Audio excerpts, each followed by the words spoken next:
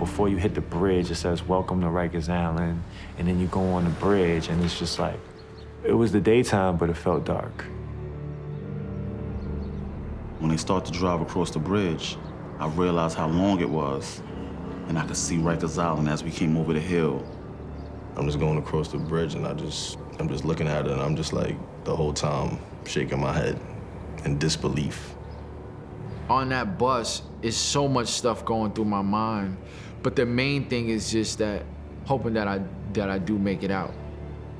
It looked grim, like it looked like a monster. Like we were about to go into the belly of, a beast. New York City is, to me, the greatest city on earth. But when you look across that bay onto Rikers Island, that's not living, that's just existing. I felt like I wasn't. I felt like I'm here and nobody cares.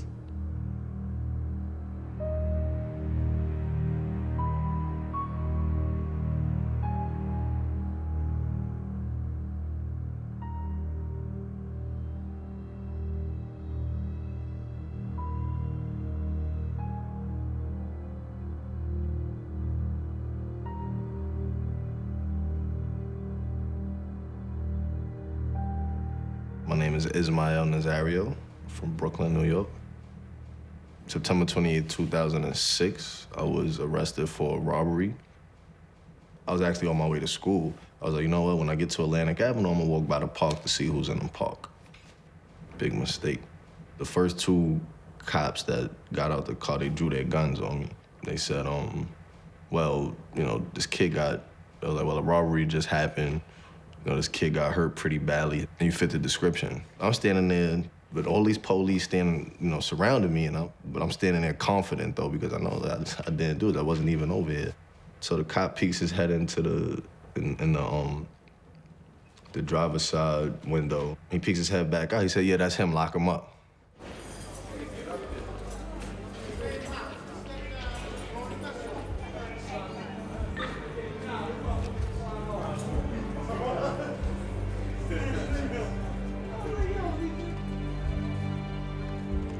When I first got there, it was almost like flying over the Bermuda Triangle. Like, once you're there, it's easy to get there, but it's hard as hell to get out.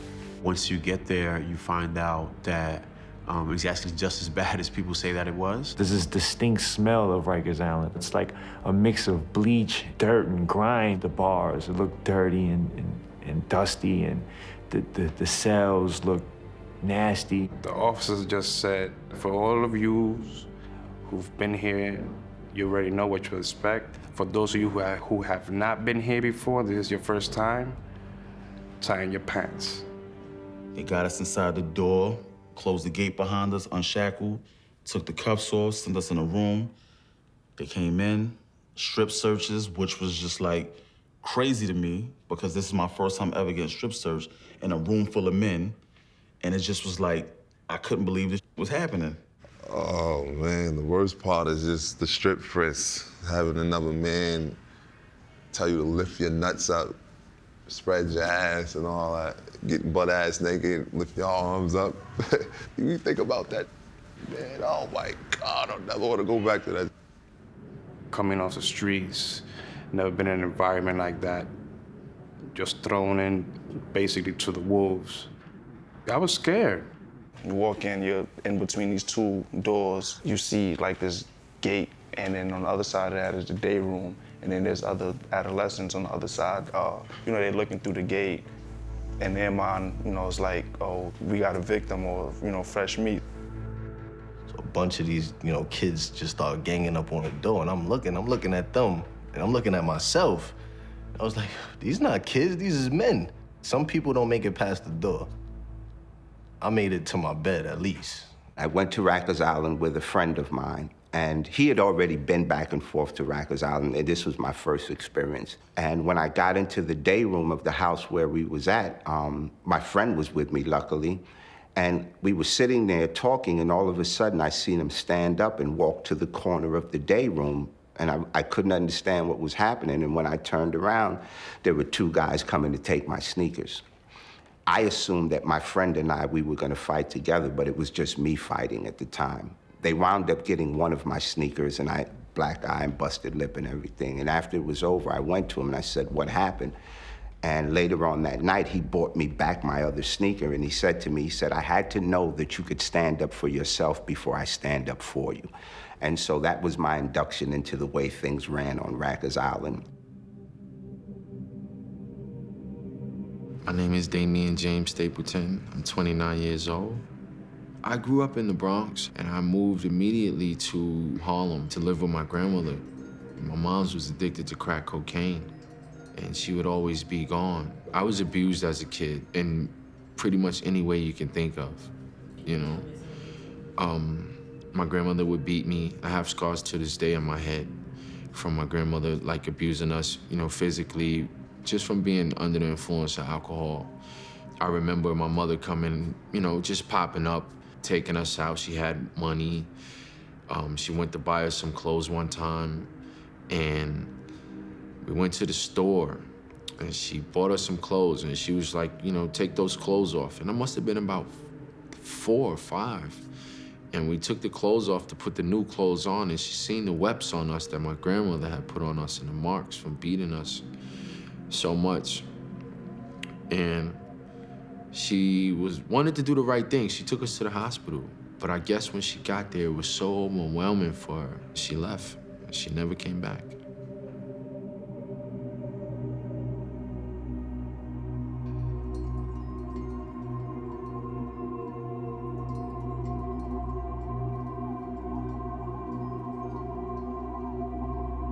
My mental disorder diagnosis is unspecified personality disorder, mind and mood disorder, and anxiety disorder.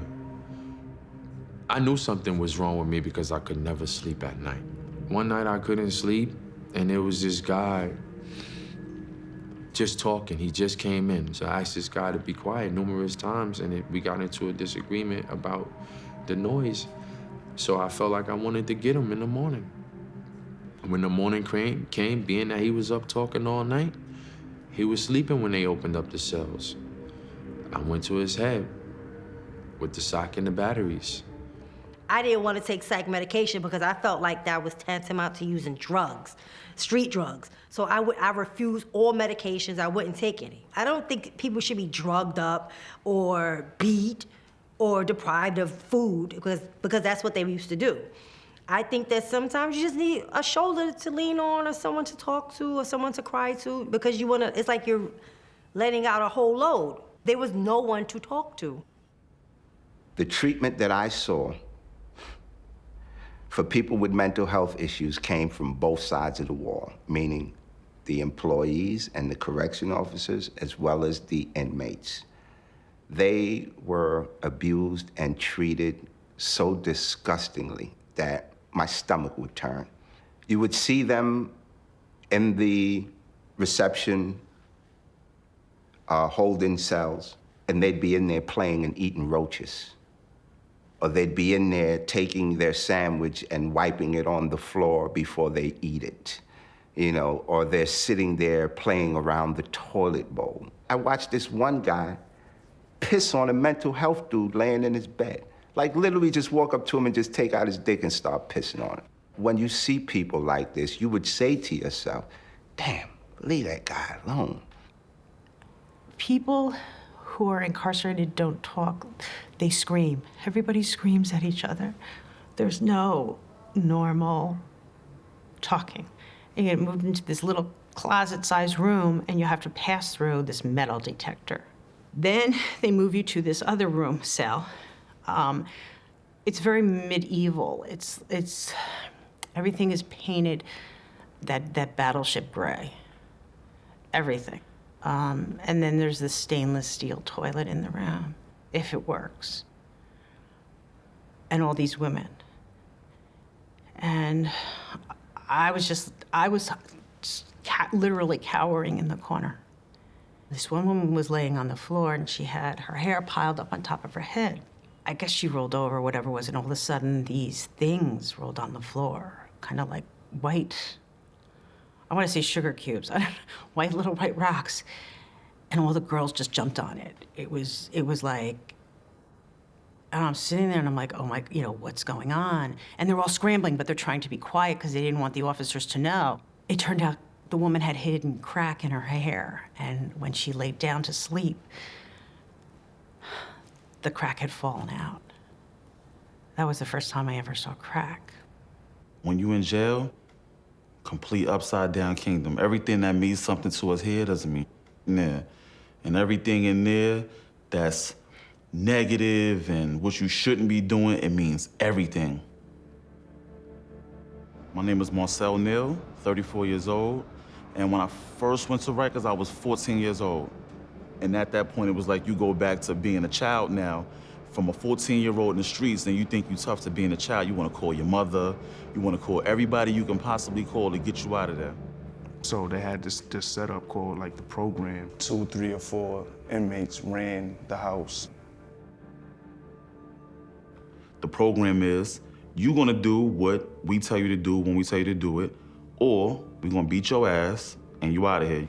So there's like a chain of command. So there's the people that run the housing unit. Those are the 2 top or 1 top person that is like in control of everything. Then it's the team, which is the enforcers.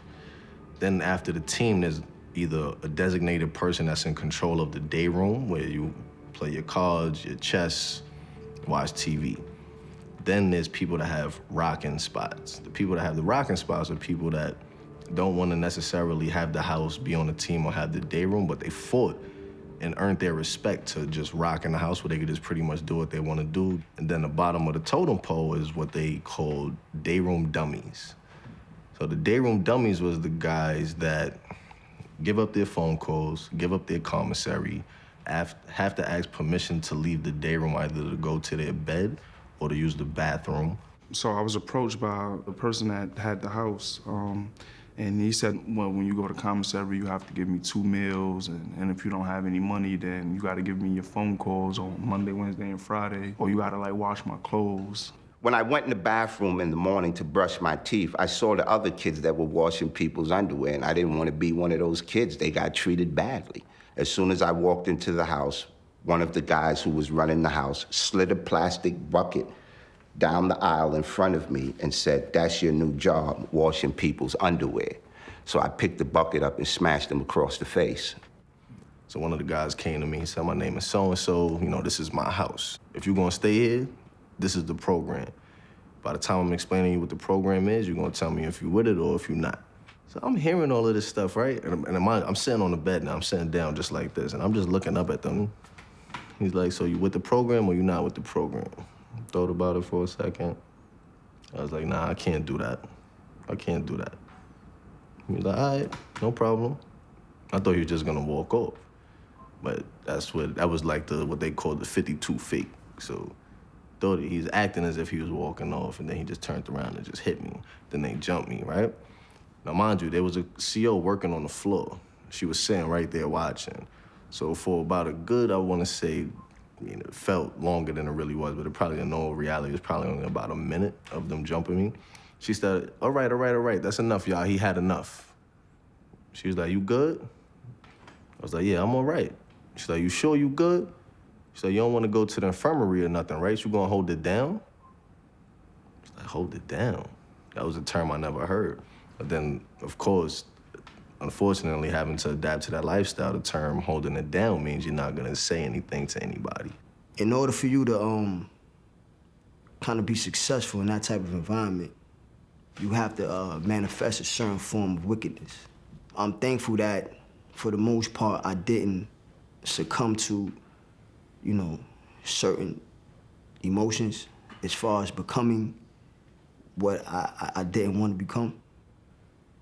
And the end result was I got cut because I didn't acquiesce to the demands of, the brothers running the house. I had brand new Reebok Classics.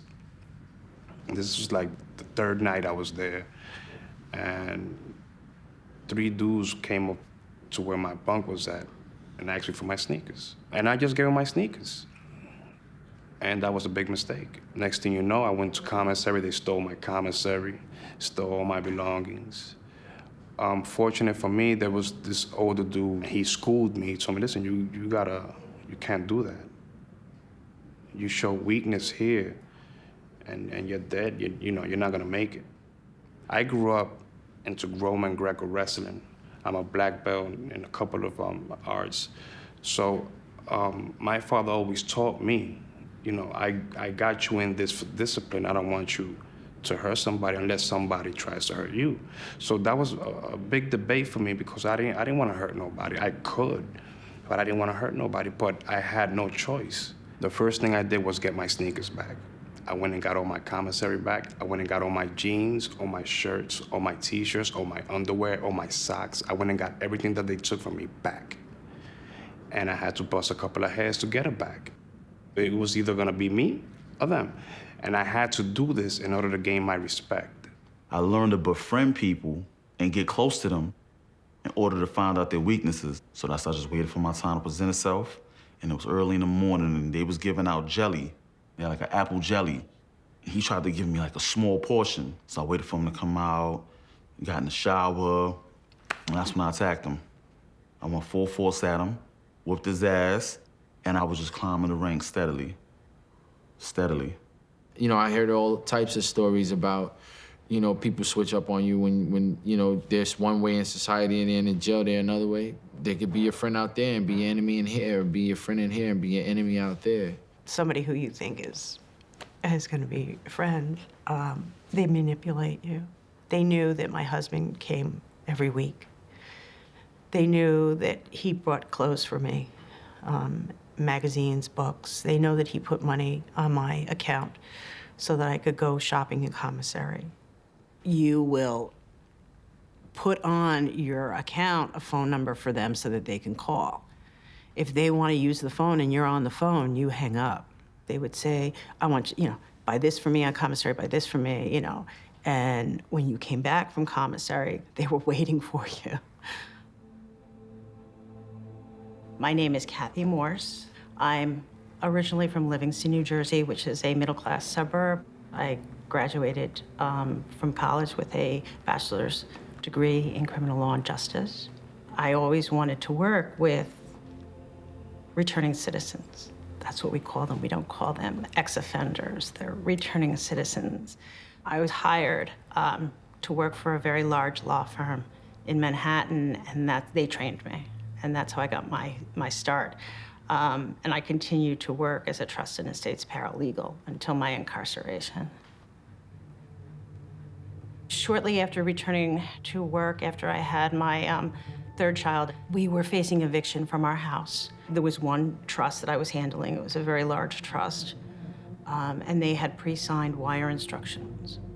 So I took the pre-signed wire instructions and I whited out the account number, put my own personal bank account number there, and faxed it over. And they just wired the funds into my account.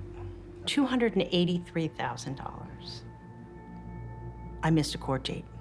And I thought that my court date was postponed, and evidently it wasn't. And I was just running errands around town, and the police pulled me over. And they said that they had a warrant out of New York for my arrest. My daughter was in her car seat, and she became hysterical, just screaming. And they took my daughter and I to the police station.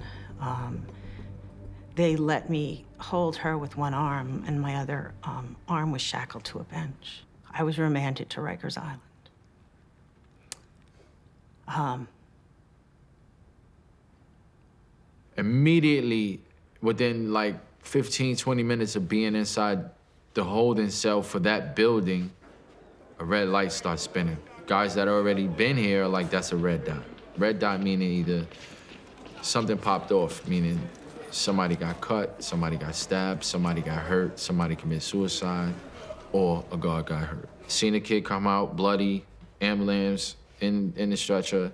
Immediately I started to think, I'm not thinking about where I'm going anymore, getting any sleep. I'm thinking about how am I gonna get my first weapon. So I asked somebody it was the easiest way to get a weapon. You know what he tells me?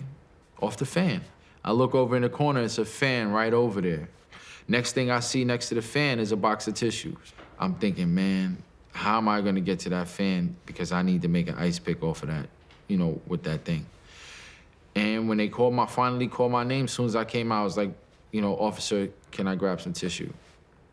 And when I went over to the fan, I don't know how I did it, but I snatched it right on off. It's gladiator school for real.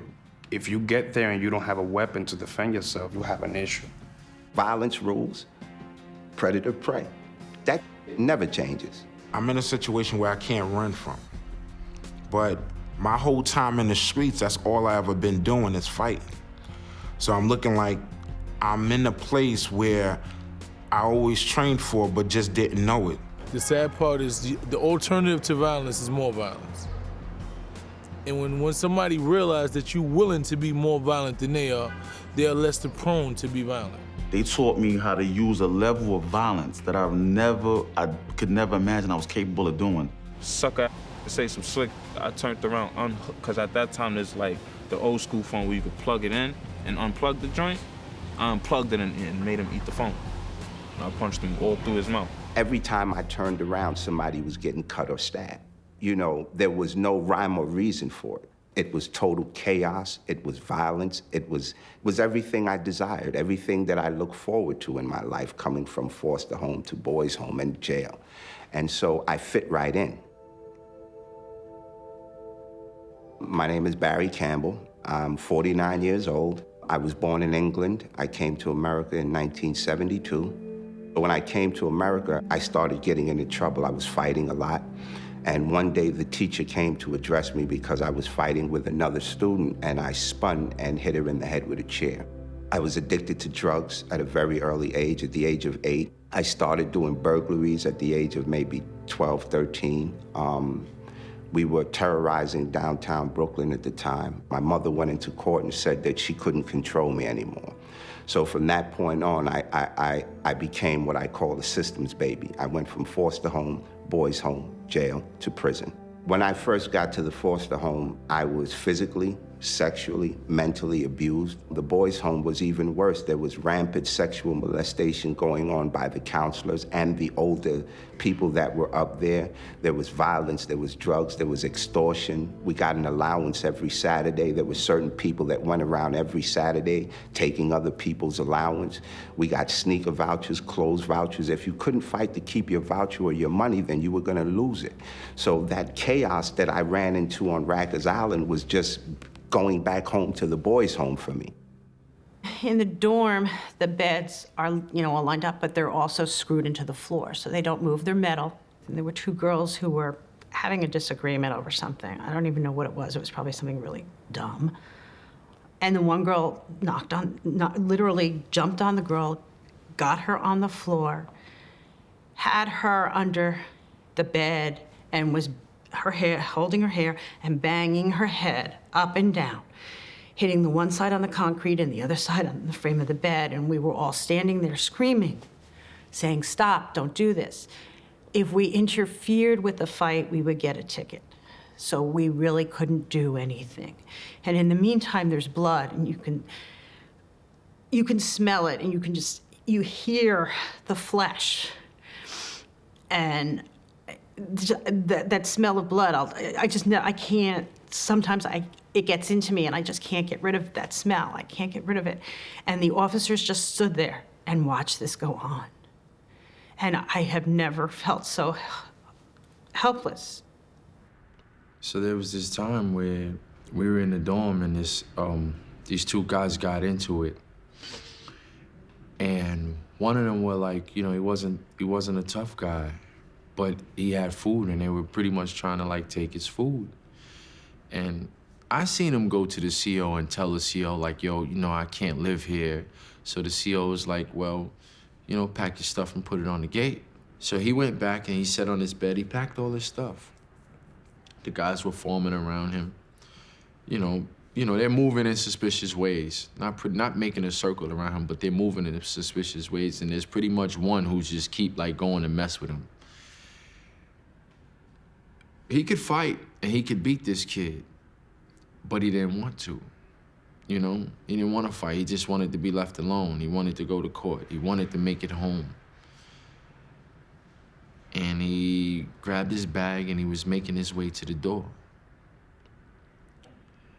And the kid went and grabbed a cup, a green steak cup, and filled it up with hot water and threw it all in his face. and burned him. And burned him. And when he did that, the kid reached in his face and he pulled the rest of his face off. My name is Raymond Yu. I'm 34 years old, born in Lower East Side, Manhattan. I got into trouble as a child. I was in and out the system, like Spofford, group homes, detention centers.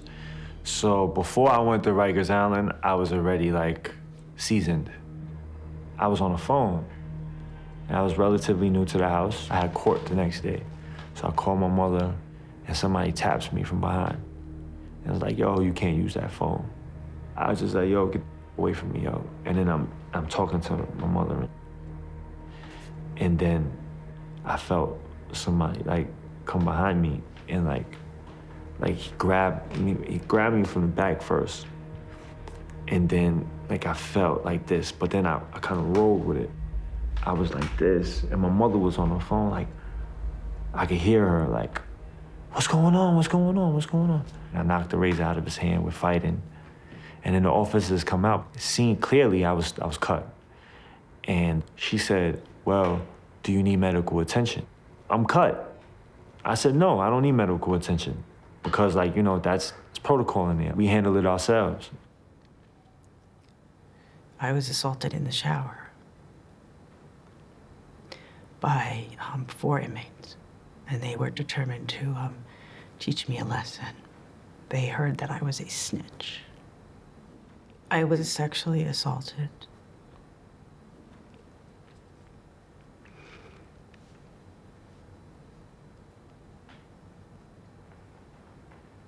I wanted to die.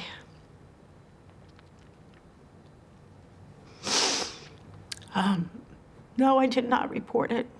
You can't report it. I would lay in my bed at night, and my dad was deceased.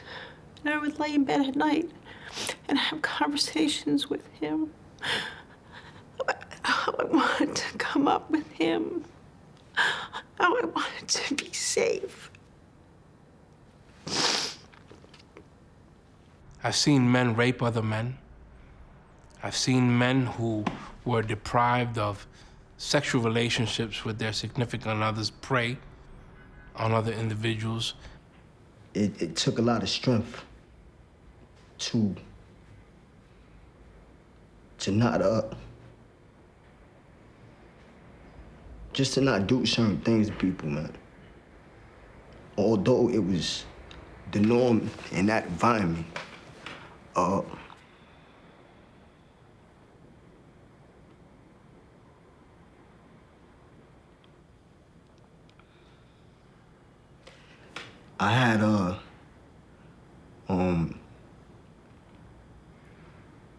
had a lot of spiritual protection.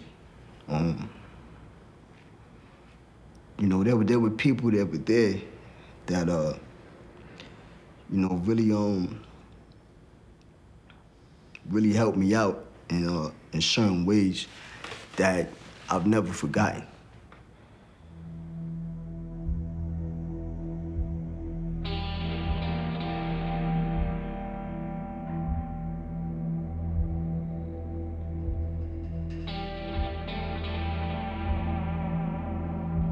I actually became a gang member because I thought it was something that would kind of counter the oppression that, you know, society put me under. I really believed that. I didn't find out until later, you know, after, you know, joining, you know, this quote-unquote organization that, you know, we kind of did the dirty work for these, you know, demonic spirits. My name is Reverend Hector Bienvenido Custodio. Everybody calls me Benny for short. Born on July 12, 1970 in East New York, Brooklyn.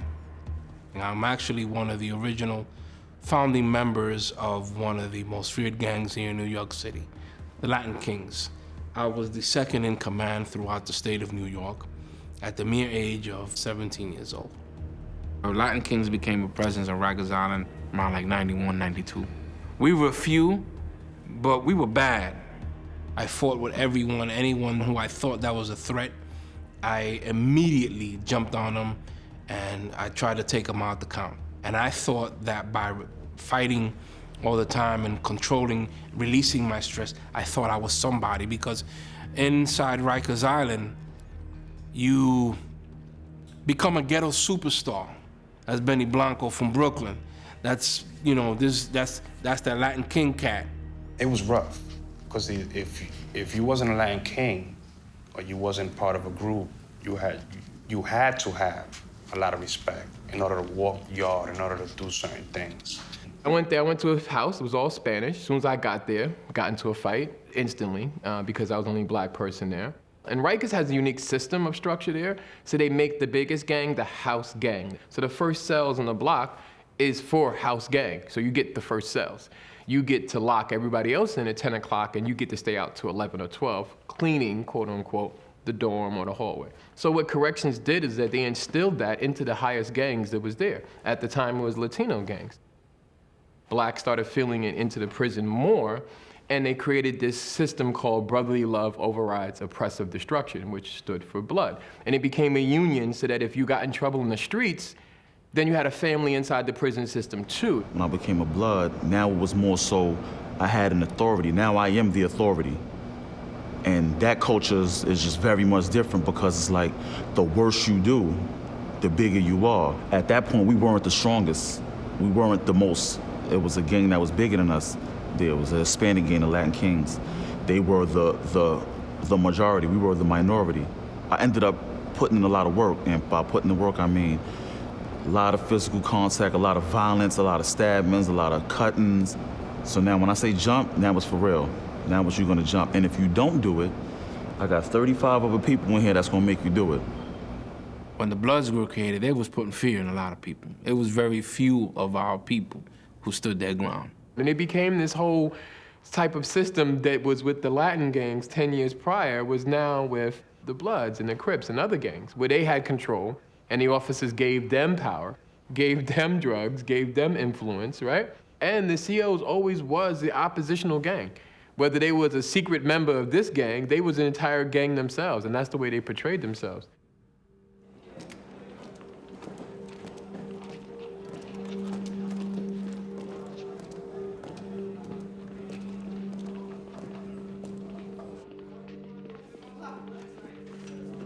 There's a saying that it doesn't matter if you have a uniform on, right? That says correction officer, or one that says inmate. You're still doing time. Well, being an inmate and being a CO is like a very thin line. Time stops for them too when they come to Rikers Island. It's only one bridge in and one bridge out. There's some COs that are real cool. You know, there's some COs that really understand the system, and they try to prevent these young people from coming back by talking to them. The majority of the officers on Rikers Island are minorities. They come from where we come from. They grew up where we grew up at. Somehow they just never made it to prison. My aunts and my sister, captives on Rikers Island, and my dad and my mom, federal court officers. Because I couldn't tell anybody I was related to this person. I would just see, you know, family in the corridor while I'm going to eat and just give them the wink. You know, I done bought drugs from correction officers who told me they're gonna send me to the box if I don't pay them, you know, things like that. And all of that made me say, well, you know, you're just like me, you know, we're all criminals in here. I remember when the security officers, the head of security, left me an Allen key to open my window frame so I could hide my pouches in the frame of the window. Rikers Island is a multi-billion-dollar industry, not just for the city and the county, but also for drugs and corruption. You say a $5 bag of weed in the streets is actually $100 on Rikers Island. A $11 pack of cigarettes is almost $200 on Rikers Island. So you do the math on that, and you say to yourself, as a corrections officer or any civilian worker, if I just bring in 4 packs of cigarettes, which cost me $44, $1,000. And they'll bet on the fights. The officer would be like, yo, 5 sale versus 10 sale. The officers will let them out, and then they'll fight. Corrections got their own rules. It's a book that they give you, and they don't follow none of them rules in that book. They got their own rules. Once one of them pop on you, they all popping on you. There's nothing around it. If you can get around it, you're very lucky, because they will body you in there. And if you don't know what body mean, I mean killed. I mean tell your mother you in medical, but you in the morgue. The COs is the gang. They was the ones that, if you don't listen to what we say, we beating you up. We gonna come in here with shields on and so what, you're 17 years old, we're gonna bust you upside your head. One time they had came inside of the cell, maybe 6 officers. They threw me to the back of the cell, pushed my panties to the side, pushed their fingers in my anus, and just dragged me all up and down the cell. And I was screaming, help me, they're raping me. And one of the inmates was saying, get the off, I'm gonna tell my lawyer. And when she said that, that's what made them run out the cell.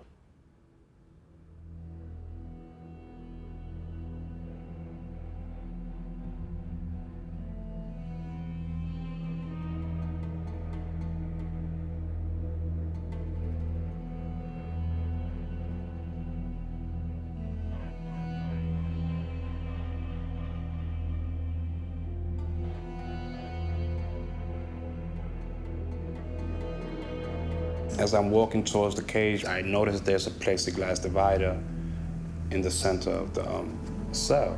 And I asked him, what's that? He says, that's something new that we're trying out, and you're gonna be the guinea pig. So I laughed with him, we laughed. The plexiglass divider was about nose high, I'd say. After you sit down, me and my visitor couldn't hear each other. So we leaned forward. He tells me to sit back. I comply.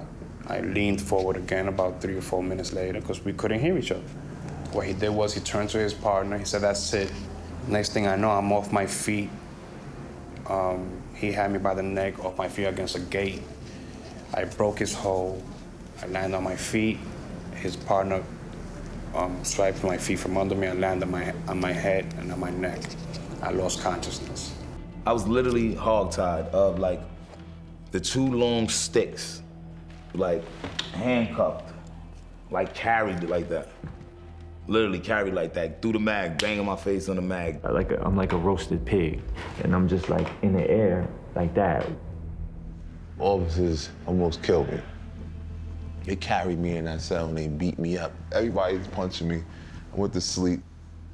And then next thing you know, I woke up, pants almost off my ass, pissed on myself. Like fighting for my life, feeling like I'm fighting to breathe. They're just kicking me, they're spitting on me, they're hitting me with their walkie-talkies, and they're just hitting me with it. Boom! I couldn't block it, so I'm just like this. The only way I could block it is like this, but they're hitting me all over here. Boom, boom, boom. That's how I lost my tooth. My face was like this. I came back to when I was struggling with a concussion. I was struggling with trying to walk. Couldn't walk, I didn't feel my legs. I had multiple contusions on my chest, my back, my neck. I get migraine headaches for days. I got sciatic nerve issues. One day is good, one day is not. Today I could walk, tomorrow I can't. I would say I was being beat up for maybe 4 minutes, 5 minutes straight. They broke a bone in my back. They broke my nose. You probably didn't see the picture of me. Probably don't look nothing like, you know, kind of handsome right now, right? Yeah, but I was in a wheelchair for about a month and a half, 2 months. After that, I didn't even sleep. Like, that one experience taught me that, you know, you can never be sound asleep in prison. You know, you always have to be a light sleeper. You always have to be on point, even in your sleep, even when you think you're secure. You're really not secure. The only way I could get back at them was by either filing a grievance, which is a joke, or by filing a lawsuit. So I filed a lawsuit.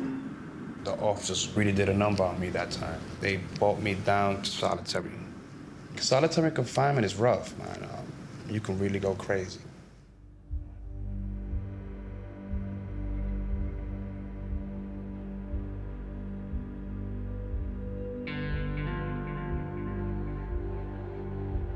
On Rikers Island, they sent you to solitary confinement, really for anything. If you ain't never been around death or like somebody else dying, like, then it's hard to hear somebody down like two cell doors down from you has hung up. He's fed up. He couldn't do it. He ain't even had that much time. Brother was just doing 7 months. But 90 days in a box will kill you. 2 days in a box will kill you. I was sentenced to 1,580 days in solitary confinement. Almost 4 years. They have something called the Why Me pins, because it's a very small holding cell that they have you in when you weigh in to go to the box. And the reason why they call it Why Me, because they said a very, very long time ago in Rikers Island history that they would have people sitting in that cell for so long that they would just start saying to themselves, why me, out loud. I'm in solitary. I can't call my family. I'm not getting any visits. So, you know, questions run through my mind of like, well, why me? What am I into? How did I get myself into this? How did I get myself out of this? What is this?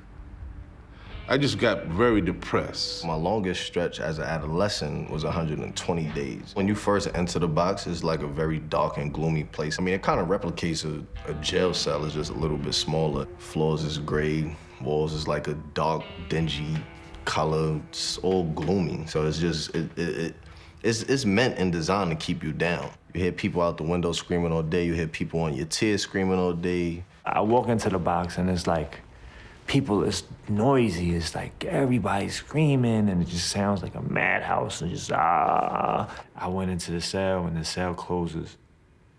And then just that sound that the cell, like that sound that the cell makes when it closes is like, it's a crazy sound. It sounds like a dog kennel. Like imagine like 20 different breeds of dogs on the same so-called tier in cages and hearing just so many different, you know, sounds of barking. That's what it begins to sound like. You know, it's madness. What I found myself doing was pacing back and forth, talking to myself, doing push-ups, reading whenever I could get something to read. You're only given 2 showers a week. You sleep until you can't sleep no more, and then you're awake until you can't take it anymore, and you just wound up just, you know, you either count the cockroaches that come under your door, or you start counting the cracks in the wall, anything to keep your mind occupied. I used to look at, you know, like paint chips on the wall, and they would become figurines. You look long enough and, you know, hard enough, you know, they start moving around there. You know, so now all of a sudden you got your own private movie theater. I was laying down and I saw a piece of yellow rice moving. So I'm like, why is that yellow rice moving on the floor? Why is that yellow rice moving on the floor? I said, oh no, I'm hallucinating. Wait a minute, we haven't had yellow rice in weeks. Wait a minute, I don't even drop food on the floor. I eat over the tray. That's not rice. Then I'm talking to myself, Candy, it is rice. No, it's not rice. Yes, it is rice. So I'm like, that is rice. So I don't know if you ever saw Sesame Street, the little worm that used to jump up and down. The rice was jumping up and down like that little worm. So I'm like, rice doesn't move. Now, any logical person knows rice doesn't move. So I'm like, that rice is moving. So I get up and I bang on the window door and I tell one of the officers, I said, look, I need to see a therapist. And she says, why? I said, I'm hallucinating. I said, I think I saw a piece of rice moving. She said, oh no, girl, that's a maggot. Then you just go through all these different mixed emotions and feelings.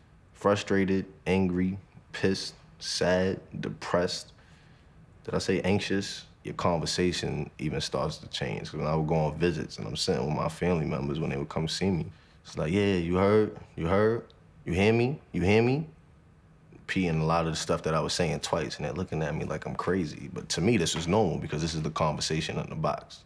When you're in there for that amount of time, you tend to lose who you are. You tend to lose your identity. You start regressing, and you start doing things that are not normal of a human being. You start playing with feces. You start counting the different holes in the wall. You start befriending the roaches and the rats that come through. You start feeding them, and you know, you begin to embrace this type of lifestyle.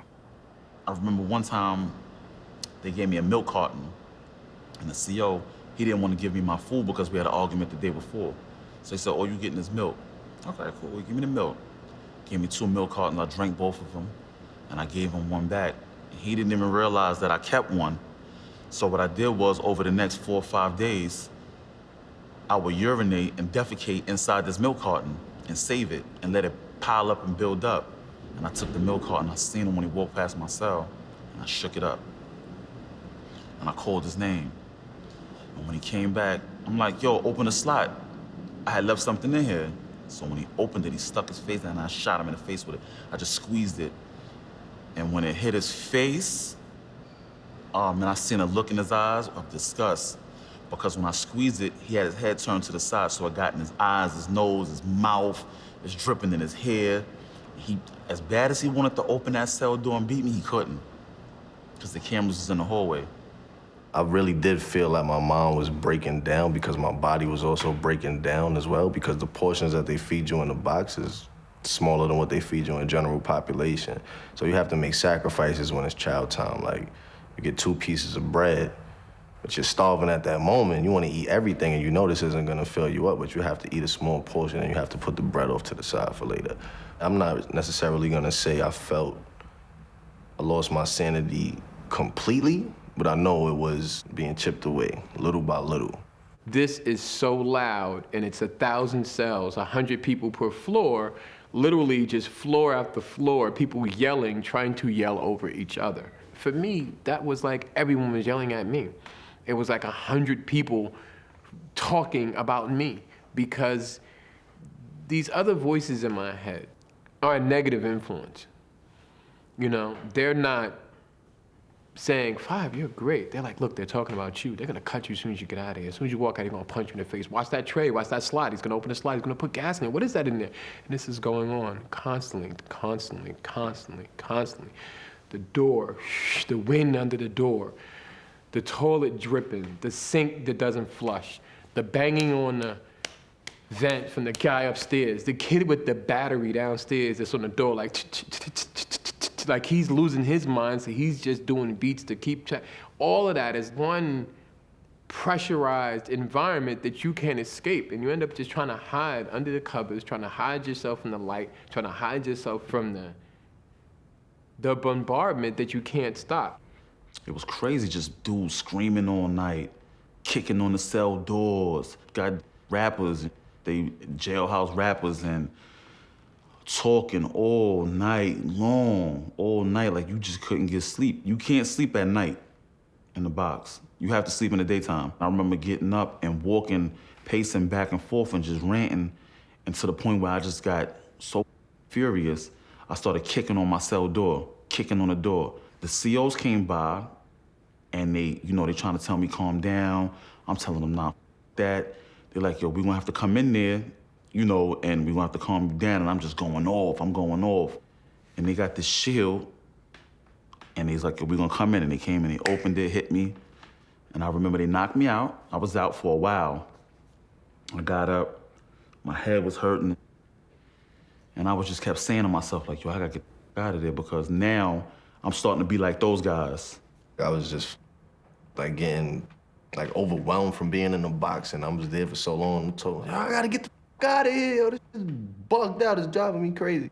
I have very vivid nightmares that I'm either swallowing my tongue or my head's being decapitated. So I started cutting myself. The ID cards they give you are kind of like a credit card.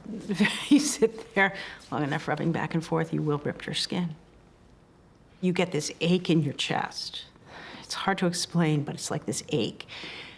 And it's not a physical thing. And you can't, it doesn't go away no matter what you do. It just doesn't go away.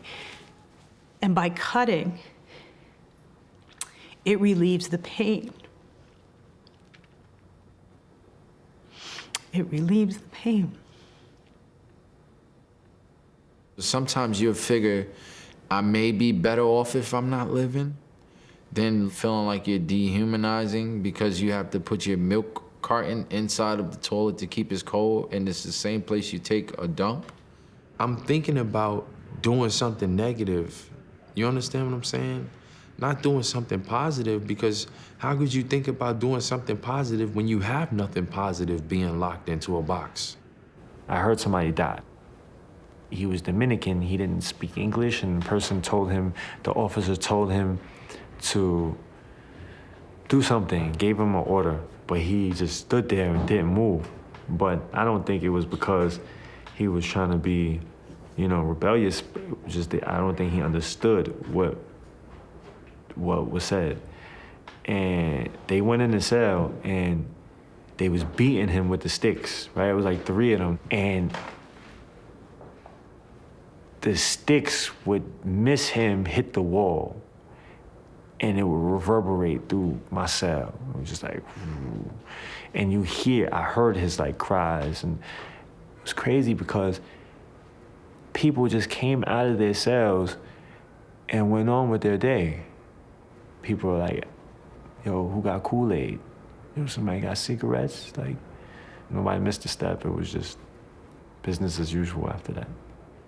You want to hold on to that understanding that this is insane, because if you lose it, then you kind of become conformed to it. And once that happens, there is no, redemption or rehabilitation, as they like to say. Because it's not meant for you to change for the better. I started to feel like an animal. You leave an animal in the cage long enough, when you open the cage door, they won't even come out. And if they do come out, they tiptoe around and they go right back. And I felt like that, and I wanted to break that cycle. I wanted to break out of that. It was like bondage to me. It was like slavery. I couldn't see the day where I was gonna get out. Rikers Island is a place where a lot of people don't have distinct time. They don't have direct time. I know guys who've been there for 5 or 6 years fighting a case that they're innocent for. I remember there was a time where I actually contemplated suicide.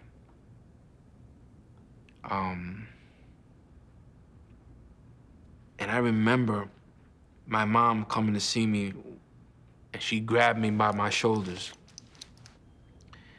And she told me, man, she said, if you don't give up on yourself, I'm never gonna give up on you.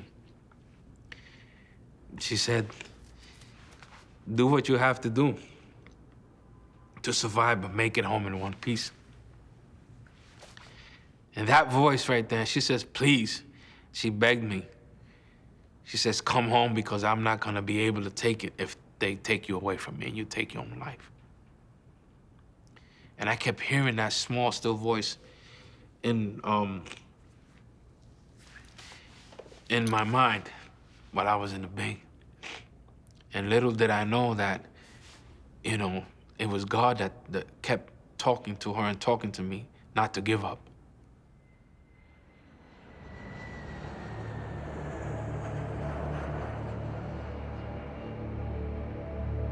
What I used to see was from Rikers Island and most of the buildings I've been to, I could definitely see the airport, and I hated seeing the planes take off and land. I hated that, because I always wanted to know where they going, man. Where they coming from? They coming from vacation, a nice tropical island, and I can always see the Empire State Building. They lighted up different colors, and I used to just stare at the city and wonder, how is life for somebody right now, and what are they doing versus what am I doing right now, looking out this window from jail into that free world. The system, jail and prison, is designed to keep us going in and out. That's why they have revolving doors when you go to court. So it'll be a young person that I was with, right? He'll be here for about, say, a month and a half, 2 months. He'll go home for 2 weeks, right back. When he comes back, yeah, I'm back in the building. Like, so pretty much what you're telling me is you went on a 2-week vacation home and now you're back at your real home.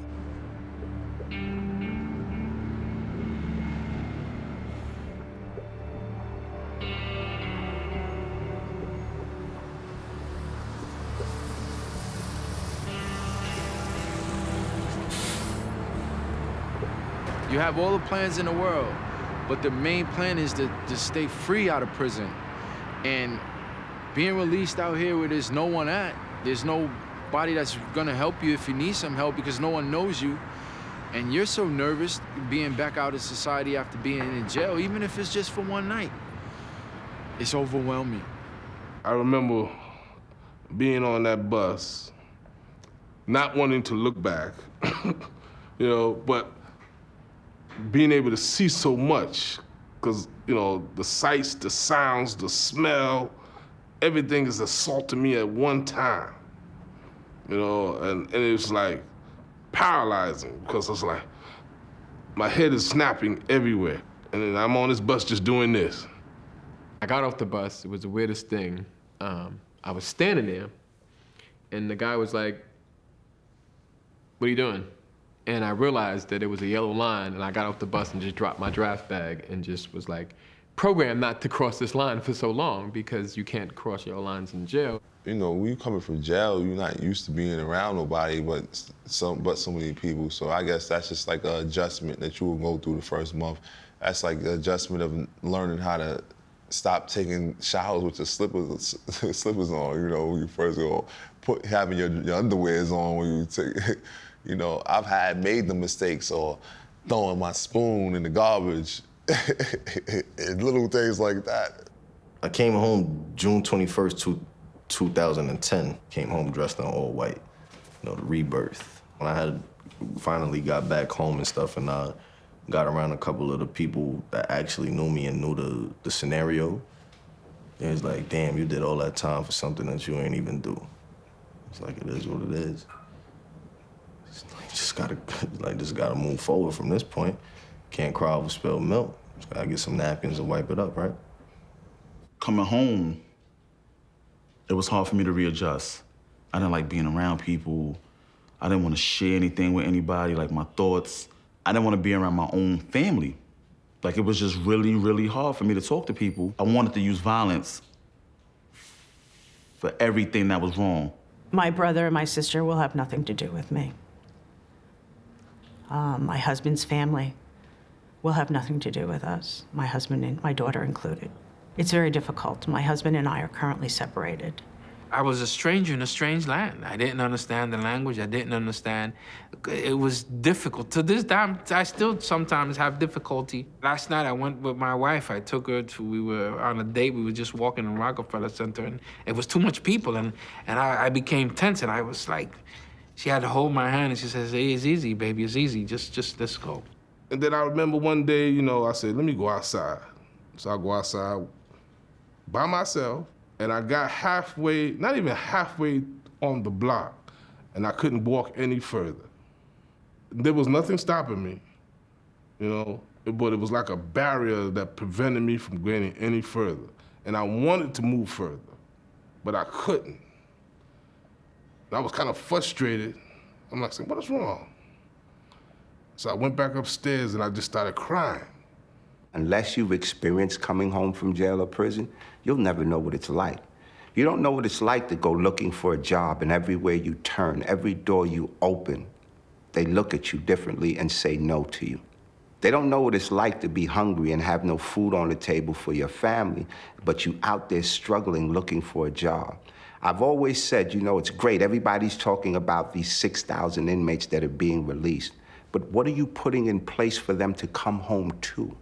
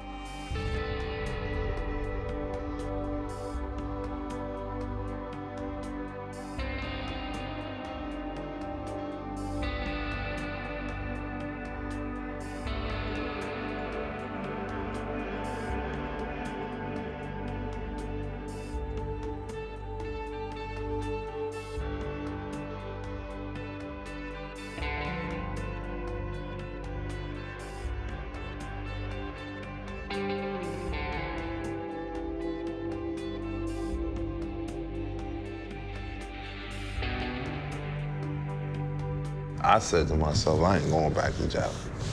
You know, especially after what I just experienced. You know, so I'd rather die in these streets before I go back into them jails.